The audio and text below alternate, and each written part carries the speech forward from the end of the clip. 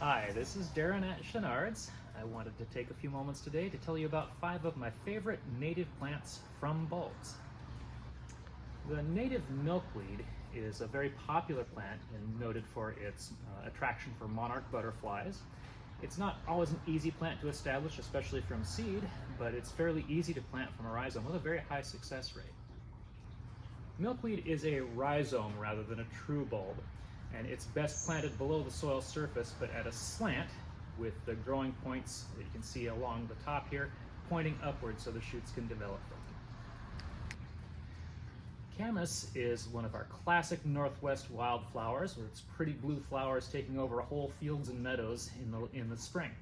It's easily planted from a bulb. Despite the small bulb size, you plant them a little deeper than you think. They can be down around 6 or 7 inches deep.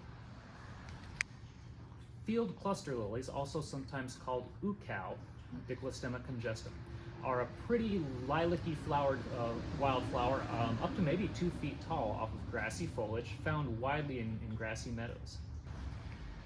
The white brodea, Triteleia hyacinthina, is another attractive wildflower in the spring and early summer that occurs in a variety of environments in sunny locations.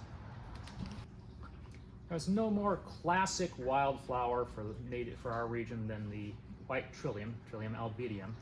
They're never an easy plant to grow, but the easiest way to grow them is from a bulb tip like this.